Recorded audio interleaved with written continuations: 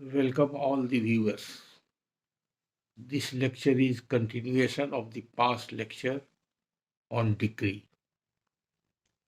I have already given outline of the decree. After first lecture, I have received certain messages and there are certain queries also,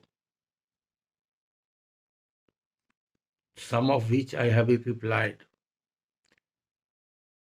And you may consider this lecture is in consequence of the demand made on behalf of the listeners and or in compliance of the questions asked by them. But there has been a special request made on their behalf that please try to explain the technical aspect in simple Hindi so that every person may appreciate. Now I will talk in Hindi. आज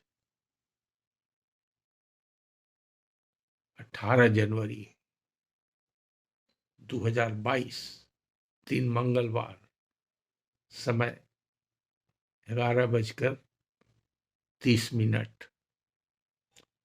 बहुत सर्द रात है और ज्यादातर viewer या listener या मेरे फॉलोअर सोए होंगे और अच्छी नींद ले रहे होंगे। सबों को शुभकामनाएं अच्छी नींद के लिए और कल अच्छी सुबह के लिए। ये शीतलहर संपूर्ण भारत, उत्तरी भारत में चल रही है। अपने बिहार में और खासकर पटना भी आज शीतलहर है। और चूंकि मेरा प्रतिदिन का जो नियम है उसके हिसाब से सोने के पहले मैं गोल्डन मिल्क यानी कि हल्दी मिला हुआ दूध गर्म गर्म पीता हूँ। तो मुझे ख्याल आया कि क्यों नहीं गोल्डन मिल्क के सिप के साथ जो डिग्री के बारे में मैंने इंट्रोडक्टरी लेक्चर में बताया था उसको थोड़ा हिंदी में एक्सप्लेन कर दूं। आप लोग ध्यान से सुनिएगा। डिग्री का डिफिनेशन सेक्शन 2 सीपीसी में दिया हुआ है।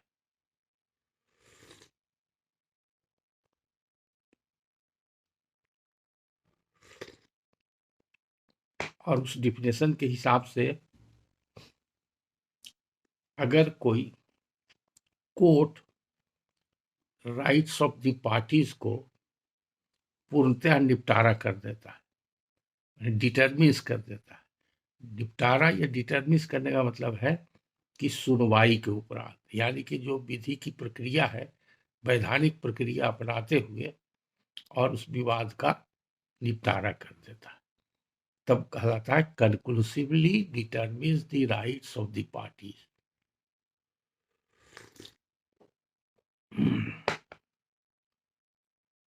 अब किसके लिए? तो या तो जितना भी मैटर है कंट्रोवर्सी में या उसमें से कोई एक मैटर जो कंट्रोवर्सी में उसके कंसर्निंग वो पूर्ण रूपेण उसको निपटारा कर देता है, डिटरमिन कर देता है, तब ये डिग्री कहलाता है। डिग्री का अपना कोई अलग अस्तित्व या एग्जिस्टेंस नहीं, ये आगे के लेक्चर में बताएंगे, लेकिन यहाँ पर ये बता देते हैं कि जजमेंट का जो निचोड़ होता है, जो निष्कर्ष होता है, जिसको जजमेंट लिखने के नियमानुसार जजमेंट के अंत में ऑपरेटिव पोर्शन जो आदेश भाग होता है उसमें सारे निर्णय का सारभूत होता है और उसी को सीपीसी में जो फॉर्म प्रिस्क्राइब है उस फॉर्म के ऊपर इनकॉर्पोरेट कर दिया जाता है, वही डिग्री कहलाता है। तो डिग्री का इंडिपेंडेंट कोई एग्जिस्टेंस नहीं है। इसीलिए ऑर्डर 20 रूल 7 में ऑर्डर 20 डिक्री के बारे में बताता है कैसे बनेगा, क्या क्या उसके लिए नियमावली है। ऑर्डर 20 रूल 7 में कहता है जो जजमेंट का डेट होगा वही डिक्री का डेट होगा। यानी कि अगर जजमेंट मान लिए कि 15 जनवरी को 2022 को हुआ और डिक्री जो मिनिस्ट्रियल एक्ट है किरानी बनाता है उसको बनने में 1 सप्ताह या 10 दिन लग गया, तो मान लिया 25 तारीख को डिक्री बनी, मीन्स फॉर्म के ऊपर इनकॉर्पोरेट किया गया और प्रिजाइडिंग ऑफिसर का दस्तखत हुआ, नोटिफाई हुआ, कोई ऑब्जेक्शन नहीं आया तो फाइनली पब्लिश्ड हो गया। तो 15 दिन का समय या 10 दिन का समय लगा, तो डिक्री का डेट जिस दिन सील एंड साइंड हुआ वो अलग डेट होता है। लेकिन टेक्निकली अगर कहा जाए कि जजमेंट का डेट अगर 15 जनवरी है तो डिग्री का डेट 25 जनवरी होना चाहिए, नहीं, उस पर 25 जनवरी लिखा हुआ है दस्तखत होने का डेट, लेकिन टेक्निकली ऑर्डर 20 रूल 7 के हिसाब से डिग्री का डेट भी 15 ही जनवरी होगा। इसलिए जो जनवरी में जजमेंट हुआ जिस तारीख को, उसके बाद में डिग्री बनी, लेकिन जजमेंट का डेट जो है वही डेट आपका डिग्री का डेट माना जाएगा, और जब भी हम लिखेंगे तो वही डेट लिखेंगे। अब हाँ, अलग अलग दोनों को लिखते हैं डेट, जजमेंट डेटेड इतना एंड डिग्री डेटेड इतना, अगर ऐसे लिखते हैं तो ये लिखना गलत होगा, ये प्रॉपर नहीं है। हाँ, उसको ऐसे लिखा जा सकता है, judgement dated 15 January 2022 and degree sealed and signed on such and such date, तभी प्रॉपर यूज हो। डिफिनेशन में मैंने ये भी बताया था कि कुछ डीम्ड डिग्री है, डीम्ड डिग्री है जैसे प्लेंट रिजेक्ट हो जाता है ऑर्डर 7 रूल 11 में, तो रिजेक्शन का इफेक्ट क्या होगा आप सभी जानते हैं। रिजेक्शन ऑफ प्लेंट और डिसमिसल ऑफ सूट में टेक्निकली फर्क है। डिसमिसल ऑफ सूट या तो ऑन एडजुडिकेशन फाइनली मेरिट पर हो सकता है या डिफॉल्ट में हो सकता है, तो ही आधार पर होता है। लेकिन रिजेक्शन ऑफ द प्लेंट कब होगा, जब ऑर्डर 7 रूल 11 के प्रावधानों के हिसाब से कोर्ट आदेश पारित करेगा, अगर वो परिस्थिति बनती है तो रिजेक्ट होगा। प्लेन जब रिजेक्ट हो जाएगा तो उसमें कोई फॉर्मल डिग्री बनती नहीं, लेकिन सेक्शन 2 के डिफिनेशन के हिसाब से वो डीम्ड डिग्री माना जाएगा, माने rejection order shall have the force of the degree, तो माना जाएगा कि वो डिग्री है। अगर डिग्री है तो जो डिग्री इसका कंसिक्वेंसेस होता है वो फॉलो करेगा। उसी तरह से पहले अमेंडमेंट के पहले सेक्शन 47 में कोई आदेश पारित होता था, तो सेक्शन 47 सीपीसी स्पेशल एक सेक्शन है जो बनाया गया इस बात के लिए कि अगर कोई डिस्प्यूट होता है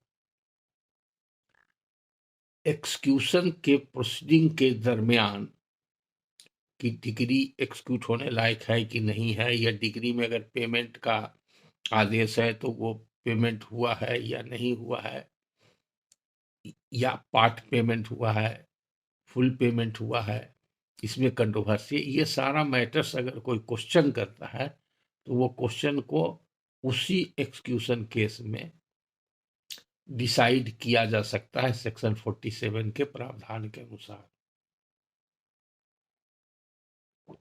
सेक्शन 47 स्टिल एग्जिस्ट करता है, लेकिन सेक्शन 47 में जो एडजुडिकेशन होने के बाद आदेश होता था वो पहले डिग्री माना जाता था, लेकिन अमेंडमेंट से, ये अमेंडमेंट जो आया उससे ये ओमिट हो गया सेक्शन 2 के डिफिनेशन से, और जब ओमिट हो गया तो अब ये है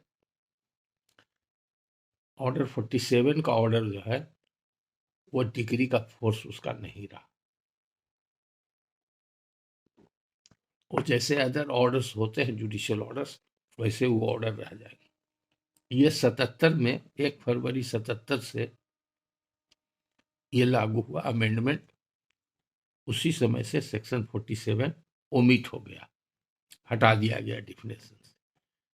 सेक्शन 144 रेस्टिट्यूशन, रेस्टिट्यूशन का अगर ऑर्डर होता है तो वो भी डीम्ड डिग्री कहलाता है।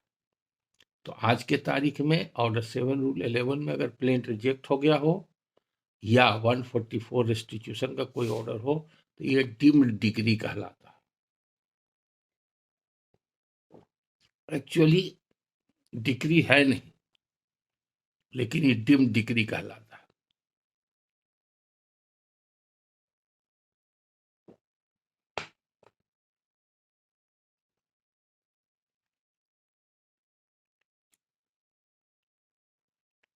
उसमें ये भी लिखा हुआ है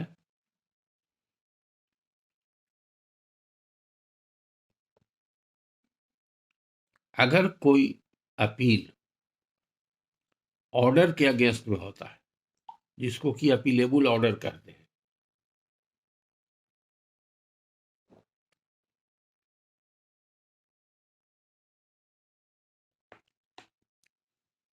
तो अपीलेबल ऑर्डर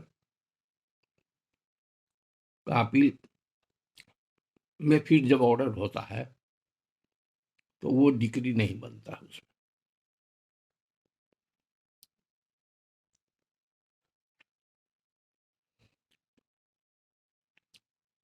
उसी तरह से अगर कोई डिसमिस फॉर डिफॉल्ट हो जाता है सूट, तो वो भी सूट डिसमिस हो गया, लेकिन वो डिग्री नहीं होता। क्यों नहीं होता है और डिग्री नहीं बनती है? क्योंकि उसमें राइट का एजुडिकेशन नहीं होता। क्योंकि डिफिनेशन कहता है कि राइट्स का एजुडिकेशन होना चाहिए, डिटर्मिनेशन होना चाहिए राइट्स ऑफ द पार्टी। अब कौन सा राइट? तो जिस मुकदमा में दोनों पार्टी अपना राइट क्लेम कर रहे हैं, ये तो नेचर ऑफ डिस्प्यूट के ऊपर डिपेंड करता है कि किस तरह का राइट क्लेम कर रहे हैं। अगर राइट क्लेम कर रहे हैं और उसका एजुडिकेशन हो गया, फाइनली डिटरमिन कर दिया गया, तो वो डिक्री हो गया। मैंने जजमेंट पास करना ही पासिंग ऑफ डिक्री हो गया। इसीलिए जब जजमेंट पास होता है सिविल सूट में तो कहा जाता है सूट हैज बीन डिक्रीड और सूट हैज बीन डिसमिस्ड। इसलिए ये कहा जाता है कि सिविल सूट में हार जीत प्लेंटिफ का होता है, यानी कि बादी का, जिसको कचहरी के भाषा में उर्दू में मुद्दई कहते हैं। डिफेंडेंट जो प्रतिवादी होता है या मुदाले, उसका हार जीत सिविल सूट में नहीं होता है। अगर प्लेंटिफ हार गया तो उसका कंसिक्वेंशियल इफेक्ट होता है कि डिफेंडेंट जीत गया, लेकिन एक्चुअली डिफेंडेंट के पक्ष में कोई फैसला नहीं होता। उसके पक्ष या विपक्ष में डिक्री बनती नहीं है। जो डिक्री बनती है वो मुद्दई के पक्ष में, या डिसमिसल होता है तो मुद्दई के विपक्ष में होता है। दूसरा, डिफिनेशन में ही ये लिखा हुआ है कि प्रिलिमिनरी कब होगा और फाइनल कब होगा। एक्सप्लेनेशन में सेक्शन 2 सब क्लब 2 में डिक्री का जो डिफिनेशन है उसके नीचे में एक्सप्लेनेशन है। एक्सप्लेनेशन में लिखा हुआ है कि फर्दर प्रोसीडिंग अगर कुछ बाकी है, सूट को फाइनली डिस्पोजल होने में, तब वो प्रिलिमिनरी डिग्री है। और अगर कुछ नहीं बाकी है फाइनली डिस्पोजल में, तो फाइनल डिग्री है। कभी कभी कोई डिग्री प्रिलिमिनरी भी हो सकता है और फाइनल भी हो सकता है। माने एक ही डिग्री पार्टली प्रिलिमिनरी और पार्टली फाइनल भी हो सकता है। जिस आदमी के पक्ष में डिग्री होती है, यानी कि प्लेंटिफ, डिग्री होने के बाद वो डिग्री होल्डर कहलाता है। और जिस डिफेंडेंट के खिलाफ डिग्री होती है वो फिर जजमेंट डेटर हो जाता है। अगर वैसा मुकदमा है जिसमें कि 2 डिग्री बनती है, तब पहला डिग्री प्रिलिमिनरी डिग्री कहलाता है। जैसे कि बंटवारा के मुकदमा में या मॉर्गेज के मुकदमा में या अकाउंट्स के मुकदमा में होता है। तो बंटवारा का मुकदमा में प्रिलिमिनरी क्यों होता है? ये बंटवारा के मुकदमा में हम मांग करते हैं कि हमारा 1/4 शेयर बांट करके अलग कर दिया जाए सूट प्रॉपर्टी में। तो कोर्ट होल्ड करता है कि हाँ 1/4 इनका अलग कर दिया। तो 1/4 टोटल प्रॉपर्टी में अलग करने की जो प्रक्रिया होती है उसी को बोलते हैं फाइनल डिग्री प्रोसीडिंग। वो प्रोसीडिंग कंडक्ट करने के लिए सीपीसी में प्रावधान है। उस फाइनल डिग्री प्रोसीडिंग में जाने के पहले कुछ और परिस्थितियां हैं जिसमें कि अब डिग्री के बारे में समझना जरूरी है। ऑर्डर 7 रूल 11 और सेक्शन 144 सीपीसी के अंतर्गत अगर आदेश हुआ तो वो डीम्ड डिग्री है, फॉर्मल डिग्री नहीं बनेगी। ये जानने के बाद अब आइए ऑर्डर 22 सीपीसी में जब किसी प्लेंटिफ या डिफेंडेंट के डेथ के बाद लिमिटेशन के अंतर्गत टाइम प्रिस्क्राइब जो लॉ के अंतर्गत है 90 डेज, उसके अंतर्गत अगर सब्स्टिट्यूशन पिटीशन नहीं फाइल होता है तो सूट अवेट कर जाता है। अवेट का हिंदी मीनिंग, लिटरल मीनिंग है उपशमन, लेकिन उसका टेक्निकल माने है कि उसका मृत्यु हो जाना। तो मृत्यु हो जाना माने समाप्त हो जाना। तो समाप्त हो जाने का मतलब यहां पर डिसमिस वर्ड यूज नहीं किया, but it has got effect of dismissal. इसका कोई फॉर्म नहीं है। डिसमिसल ऑर्डर हो गया, उसका डिक्री का फोर्स है, और डिक्री का जब फोर्स है लेकिन फॉर्मल डिक्री नहीं बनती, तो सवाल उठता है कि अगर डिसमिसल हो गया एज ए अवेटेड सूट या अपील, इफेक्ट उसका डिसमिसल का हो गया, तो रेमेडी क्या है? तो रेमेडी ऑर्डर 22 रूल 9 में ही है, फॉर सेटिंग असाइड अवेटमेंट। और सेटिंग असाइड अवेटमेंट में कोर्ट को पावर है, अगर अवेटमेंट सेट असाइड हो गया तो suit restore to original stage हो जाएगा। अब अगर अवेटमेंट सेटिंग असाइड का पिटिशन अगर रिजेक्ट हो गया तो वो भी फिर डिक्री नहीं होता, तो वो अपीलेबल ऑर्डर में आता है। और अपीलेबल ऑर्डर कहाँ मिलेगा? वो ऑर्डर 43 में मिलेगा। सीपीसी का ऑर्डर 43 में लिस्ट बना हुआ है कि सीपीसी के अंतर्गत किस ऑर्डर और रूल में किस प्रकार का आदेश होगा तो उसका अपील हो सकता है, उसी को अपीलेबल ऑर्डर कहते हैं। तो जानकारी के लिए आप ये मान के चलिए, जो अपील पहली बार होता है डिक्री के अगेंस्ट में, यानी कि अगर ट्रायल कोर्ट से डिक्री हुआ तो अपील फाइल होगा जो फर्स्ट अपीलेट कोर्ट कहलाता है। कहे सिविल में दो तरह का अपील होता है, फर्स्ट अपील और सेकेंड अपील। फर्स्ट अपील कहलाता है, और अपीलेट कोर्ट में जो डिक्री बनेगी या जजमेंट होगा, डिक्री बनेगी, उसका अपील होगा, उसको सेकेंड अपील कहलाता है। तो अगर वैल्यूएशन के हिसाब से होता है, सीपीसी में बहुत डिस्कस कर चुके हैं जुडिक्शन के बारे में, अपीलेट जुडिक्शन के बारे में। अगर फर्स्ट अपील डिस्ट्रिक्ट कोर्ट में होता है अकॉर्डिंग टू वैल्यूएशन, यानी कि डिस्ट्रिक्ट जज क्या होता है, तो जनरली सीपीसी और सिविल कोर्ट रूल्स के हिसाब से वो रजिस्टर होता है टाइटिल अपील, और डिस्ट्रिक्ट जज के अपीलेट ऑर्डर के अगेंस्ट में हाई कोर्ट में आएंगे तो होगा सेकेंड अपील। लेकिन अगर जुडिक्शन ज्यादा है सूट का, डिस्ट्रिक्ट जज के अपीलेट पिक्यूनरी जुडिक्शन से ज्यादा है, जो कि अभी 10 लाख से 1 रुपया कम है, 9,99,999 रहेगा, तभी डिस्ट्रिक्ट जज के यहाँ अपील होगा। अगर 1 रुपया भी हो गया यानी कि 10 लाख पूरा हो गया तो हाई कोर्ट में अपील होगा। तो हाई कोर्ट में जो अपील होगा वो फर्स्ट अपील कहलाएगा, यानी अगर पहली बार हाई कोर्ट में अपील हो रहा है तो फर्स्ट अपील कहलाएगा, या पहली बार अगर डिस्ट्रिक्ट कोर्ट में हो रहा है तो टाइटिल अपील कहलाएगा।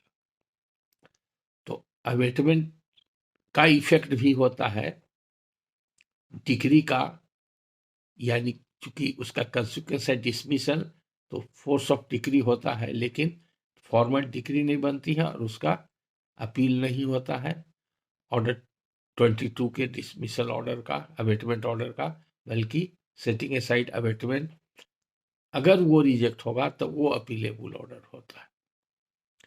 तो ये जानना चाहिए। उसी तरह से एक अवेटमेंट का प्रावधान है चकबंदी एक्ट में, कंसोलिडेशन ऑफ होल्डिंग एक्ट के सेक्शन 4C में।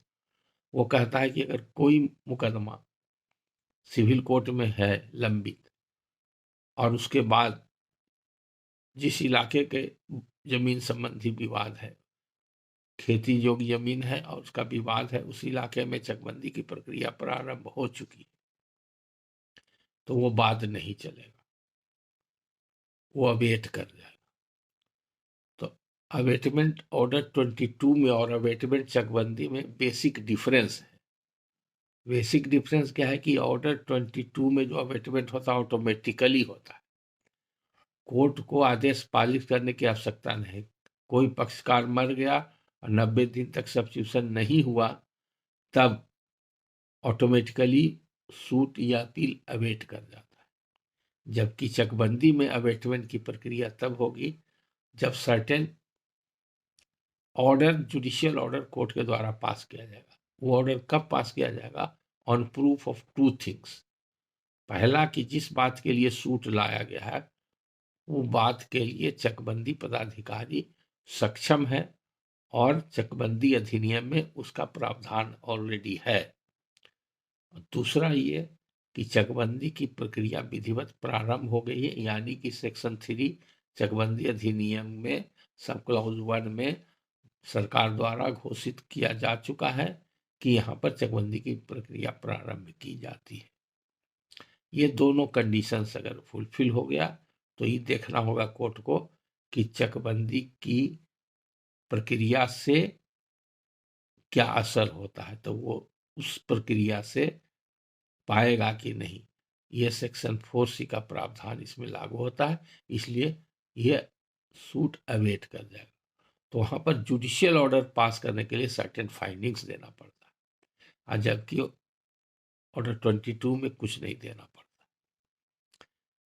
फिर मैट्रिमोनियल डिस्प्यूट होता है, डाइवोर्स वगैरह का, उसमें जो ऑर्डर होता है वो ऑर्डर भी अपीलेबल होता है और उसका भी फोर्स डिग्री का होता है, लेकिन वहां भी कोई फॉर्मल डिग्री नहीं बनती। उसी प्रकार से डिस्प्यूट होता है कभी कभी प्रोवेट का, लेटर ऑफ एडमिनिस्ट्रेशन का और सक्सेशन सर्टिफिकेट का। तो इसमें न कोई डिग्री बनती है और न इसका डिग्री का फोर्स होता है, क्योंकि ये प्रोवेट, लेटर ऑफ एडमिनिस्ट्रेशन और सक्सेशन सर्टिफिकेट ये सीपीसी का विषय नहीं है। इसके लिए स्पेशल स्टैट्यूट है जिसको Indian succession act 1925। Indian succession act के अंतर्गत जो डिजिग्नेटेड कोर्ट है वो स्पेशल कोर्ट है अंडर द एक्ट, वो डिस्ट्रिक्ट जज होता है। हाई कोर्ट को भी उसमें कंकरेंट जुडिक्शन है। तो डिस्ट्रिक्ट जज एक्ट जो करता है as a designated authority act करता है, not under the court as court constituted by civil court act like civil court, ordinary civil court. तो इसमें भी जो है डिग्री नहीं होता है, और जब इसमें डिग्री नहीं होता है तो डिग्री बनाने का सवाल ही नहीं। उसी तरह से एक डिग्री का सिचुएशन बनता है जैसे कि सूट में डिग्री पास हो गई और aggrieved party defendant appeal file किया और अपील भी विद इन लिमिटेशन फाइल होना चाहिए, और अपील में लिमिटेशन था और लिमिटेशन कंडोन नहीं हुआ, कोर्ट ने एक्सेप्ट नहीं किया कंडोनेशन पिटीशन, तो ऐसी स्थिति में अपील डिसमिस हो जाएगा on the ground of limitation. तब क्या होगा? अगर हम अपीलेट ऑर्डर को डिसमिस फॉर डिफॉल्ट में मानेंगे, डिसमिस फॉर डिफॉल्ट में मानेंगे, तब क्या इफेक्ट होगा? और लिमिटेशन पर डिसमिस होगा तब क्या इफेक्ट होगा, और मेरिट पर अगर जजमेंट पास हुआ तो डिग्री का सिचुएशन क्या होगा। ये 3 पॉसिबिलिटी है, इसको एक एक करके समझिए। अगर सूट डिसमिस फॉर डिफॉल्ट होता है तो वो डिग्री, जो डिसमिसल ऑर्डर होता है वो डिग्री नहीं होता है। क्यों नहीं होता है कि सेक्शन 2 सब क्लॉज 2 के सब क्लॉज बी में लिखा हुआ है any order of dismissal for default. अब इसमें ये नहीं लिखा हुआ है सेक्शन 2(2) में कि जो वो डिफॉल्ट होगा उस सूट में होगा कि अपील में होगा। यहां पर आपके समझने के लिए ये बता देना जरूरी समझते हैं कि सीपीसी में एक ही प्रोसीजर है थ्रू आउट, वो सूट के लिए। अपील के लिए कोई अलग से प्रोसीजर नहीं है। जो सीपीसी में है वो सूट और अपील दोनों के लिए है। सूट में चूंकि गवाही लेना पड़ता है तो गवाही से संबंधित और बहस से संबंधित प्रावधान बना हुआ है।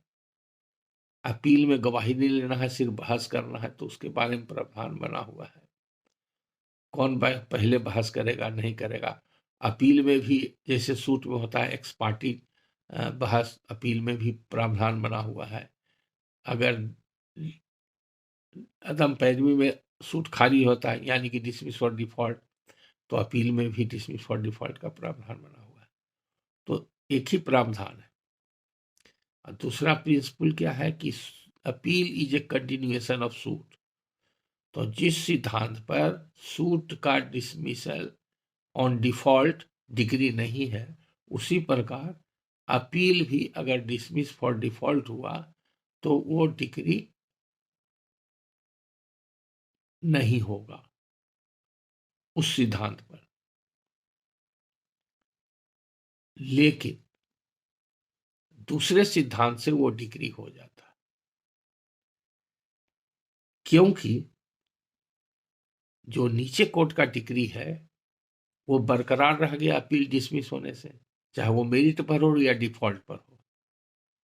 तो इफेक्ट क्या हुआ कि लोअर कोर्ट का डिग्री, ट्रायल कोर्ट का डिग्री अपलेट डिग्री यानी कि डिसमिस फॉर डिफॉल्ट में जाकर के मर्ज कर गया। वो माना जाएगा कि वो अपलेट कोर्ट का डिग्री। उसी तरह से अगर लिमिटेशन पर डिसमिस हो गया, कोई मेरिट पर एडजुडिकेशन नहीं हुआ है, तो इसका मतलब क्या हुआ कि नीचे का ट्रायल कोर्ट का डिग्री है जो उसमें अपलेट कोर्ट के ऑर्डर में जाके मर्ज कर गया, डिसमिसल ऑर्डर में। चूंकि अपलेट कोर्ट को पावर है कि उसको अपसेट करे, नीचे कोर्ट को रिवर्स करे, मॉडिफाई करे, अफर्म करे, तीनों पावर। तो वो हो गया। उससे वैसे सेंस में वो डिग्री का उसका फोर्स होता है। तो ये आज आपके क्लैरिटी के लिए ये अब डिग्री के बारे में इतना बता दिए। अब नेक्स्ट लेक्चर में आप लॉ पॉइंट इस पर जानेंगे, यानी कि अलग अलग जजमेंट की व्याख्या इस पर करेंगे, जिसमें कि और विस्तृत जानकारी डिग्री के बारे में दी गई है। और उसके बाद तख्ताबंदी का प्रोसीडिंग, फाइनल डिग्री प्रोसीडिंग के बारे में डिटेल बताएंगे। चूंकि आज की रात काफ़ी ठंडी है, अगर संयोग से कोई जाग रहे होंगे और या तो जागने की आदत होगी, देर रात तक काम करने वाले, खास करके विधि व्यवसाय से जुड़े लोग देर रात तक काम करते हैं, जुडिशल अफसर तो शायद ही कोई जगे हुए होंगे। सबों को फिर से पुनः शुभकामनाएं। फिर नेक्स्ट वीडियो में मिलेंगे।